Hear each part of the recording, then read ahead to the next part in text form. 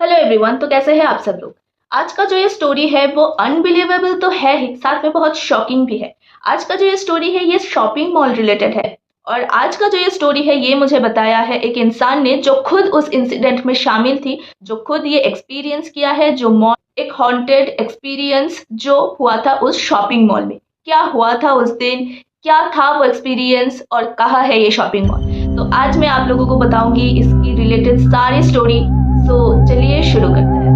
ये घटना है दिल्ली के एक शॉपिंग मॉल की, जहां पर कई सारे हॉरर इंसिडेंट हो चुके हैं, हो रहे हैं। इनफैक्ट लोग इसका शिकार है और कहीं ज्यादा लोग जो नॉर्मल इंसान भी जाते हैं वहां पर, उन लोगों को भी लगता है कि उस मॉल में, ट्रायल रूम पे, किसी भी मॉल में या फिर मॉल की स्टोर रूम पे जहां पर सारा चीजें रखा जाता है, उसमें कुछ ना कुछ हलचल हो रही है। और नॉर्मल इंसान तो शॉपिंग करने जाते हैं तो वो लोग इग्नोर करके आ जाते हैं, लेकिन वहां पर जो लोग नौकरी करते हैं, वहां पर जो इंसान रहते हैं, उस मॉल को संभालते हैं, वो लोग कहीं ज्यादा उन सारी चीजों को एक्सपीरियंस किया है और एक्सपीरियंस हम लोगों के साथ शेयर भी किया है। ऐसे ही एक इंसान मुझे पता है जो उस मॉल में काम करता था और वो उसने ही मेरे साथ ये इंसिडेंट शेयर किया है। तो इंसिडेंट कुछ ऐसा है कि वो शॉपिंग मॉल जो दिल्ली में थे वो कहीं ज्यादा बड़ा शॉपिंग मॉल है।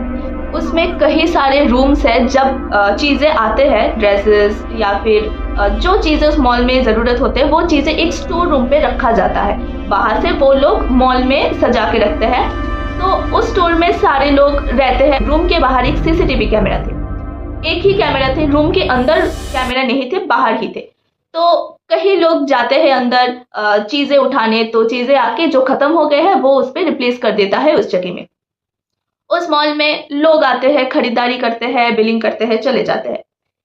उस रूम पे 3 ट्रायल रूम है जो बहुत साइड में है, जो कपड़े रखा जाता है। उसके बाद जो होता है ना नॉर्मल शॉप में, women section, then men section, kids section, उसके बाद ट्रायल रूम है। और ट्रायल रूम के साथ ही थे वो स्टोर रूम, बड़ा स्टोर रूम जहां पर ऑब्वियसली चीजें रखा जाता है। तो एक बार क्या हुआ, एक एक लड़की शायद वहां पर चेंज करने आए थे कि ट्रायल रूम पे वो एक कपड़ा ट्राई करेंगे। तो उसने कपड़ा लिया, आया ट्रायल रूम पे, वो ट्राई कर रहे। तो उसने, वो सुन रहे हैं बाहर जो खड़े होता है ना, जो कपड़े चेक करके देता है अंदर, वो सुन रहा है कि वो लड़की अंदर किसी से बात कर रहे हैं। वो 3 ट्रायल रूम पे, 2 ट्रायल रूम खाली थे और एक ट्रायल रूम पे वो लड़की गए थे। वो सुन रहा है कि वो किसी से बात कर रहे हैं। तो उसने नॉर्मल बात किया, उसको लगा कि शायद फोन आई है, फोन पे बात कर रहे हैं। तो जब बाहर निकला तो उसने बताया कि साथ में जो लड़की है ना वो बाहर निकले तो मुझे बता देना। तो उसने बोला, वहां पर जो काम करते हैं, उसने बोला कि साथ में कौन लड़की। तो वो लड़की जो ट्रायल कर रहे थे उसने बोला कि अरे अभी पास वाले ट्रायल रूम से एक लड़की मुझे बोल रहा था कि पास वाले रूम पे आने के लिए वो मुझे कुछ कलेक्शन, नए नए कलेक्शन आए हैं, वो दिखाएंगे। उसने बताया कि पास में कोई लड़की नहीं है, आप अकेले घुसे हैं उस ट्रायल रूम पे, पास में कोई नहीं है, पूरा रूम खाली है। तो उसने बोला कि ऐसे कैसे हो सकता है। उसने साफ साफ मुझसे बातें की है, माना कि चेहरा नहीं देखा पर मुझे पता है साथ वाले रूम पे कोई है। तो उसने ट्रायल रूम जाके चेक किया तो सच में उसमें कोई नहीं था। ये गया एक इंसिडेंट। अगले दिन वो फिर से एक इंसान आया, ट्रायल रूम पे गया और वो सेम चीजें कह रहे कि मैंने किसी को बातें करते हुए सुना, वो मुझे पास वाले रूम पे बुला रहे हैं। पास वाले रूम तो स्टोर रूम है। अब वो किसी को नहीं पता कि स्टोर रूम पे, वो किसी के दिमाग में ही नहीं आया। तो ठीक है, वो बोला कि ऐसा कुछ नहीं है। और नेक्स्ट दिन से वो कस्टमर्स को ये बोल के अंदर घुसा रहे हैं कि अगर आपसे कोई लड़की बात करे तो आप उसका जवाब मत दीजिएगा। तो ऐसे सबके अंदर ना एक खौफ आ गए थे कि लड़की बात करते हैं, ये कैसे। शॉपिंग मॉल के मैनेजर को बताया कि ऐसा कुछ हो रहा है, लेकिन वहां पर जो काम करते हैं ना, उन लोगों के साथ कुछ नहीं हो रहा, सिर्फ कस्टमर्स के साथ हो रहा। कुछ दिन गए, नेक्स्ट दिन से अब जो काम करते हैं वहां पर उन लोगों के साथ होने लगा। वहां पर स्टोर रूम है, स्टोर रूम के सामने कुछ जगह है जहां पर सीसीटीवी कैमरा लगा हुआ है, उसके बाहर जाके पूरा मॉल है। तो कभी कभी जो वहां पर काम करते हैं ना, वो लोग अंदर जाते हैं कुछ चीजें लाने। उसके बाद उन लोगों को फील होता है, जब वो लोग उसके पास खड़े होता है ना, उस रूम के पास खड़े होता है, तो वो कुछ फील करते कि कोई उसे बुला रहे हैं या फिर कोई उसे खींच रहा है उस रूम की तरफ। उन लोगों को ऐसा फील होने लगता है, सब लोगों को, वहां पर जितने लोग काम करते हैं। एक बार एक लड़की देखने गया था कि वहां पर कुछ है या नहीं, वो देखने गया था। तो उसको लिटरली पैर पकड़ के कोई खींच रहा था उसको उस रूम के अंदर। वो जैसे तैसे बच के वहां से भाग निकला। उसके बाद वो सब लोगों को लेकर उस रूम पे गया, उस रूम को अच्छे से चेक किया। वहां पर कुछ नहीं था, सिर्फ चीजें थी जो रखा गया था, बाकी कुछ नहीं था। तो उन लोगों को लगा कि शायद उनका भ्रम हुआ है या फिर एक इंसान के साथ हुआ है। तो उसके बाद इतने सारे लोग अचानक से कैसे विश्वास कर ले, तो उस चीज को इग्नोर किया गया पहली बार। उसके बाद वैसे 2 इंसिडेंट उसके साथ हो चुके थे। जो एक लड़का थे वहां पर काम करते, जो चीजें देखता है कि ठीक ठाक जगह पे है या नहीं, तो वो देख रहा है।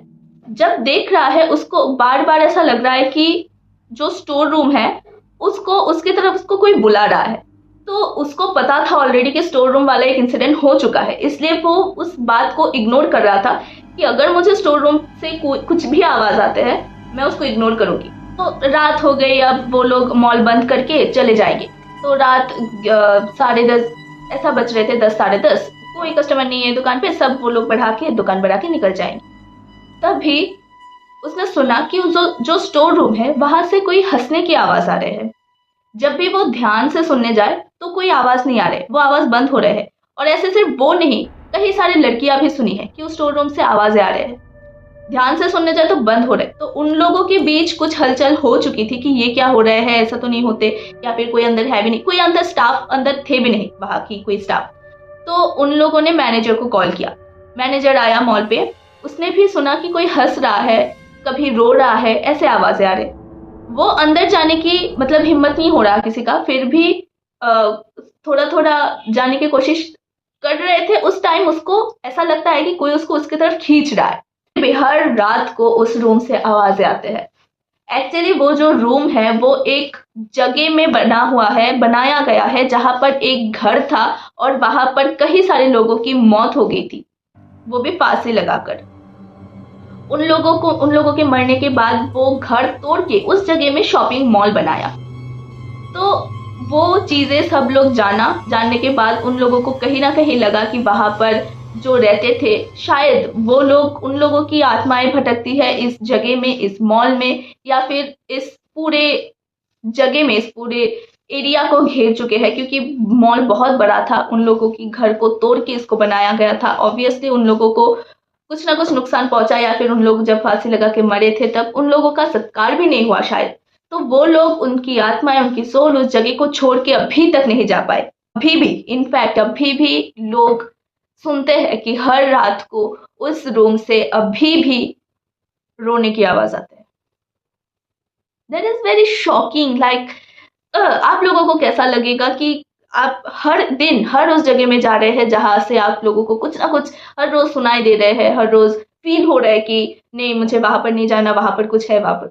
तो दैट इज द इंसिडेंट जो बहुत ही शॉकिंग वाला, कि मुझे बिलीव नहीं हुआ था कि ऐसा कुछ होगा, लेकिन सच में कई लोग इसको कहा है कि ऐसा एक मॉल है जो जिसपे ऐसे हॉरर इंसिडेंट हमेशा होता है, इनफैक्ट अभी भी होता है।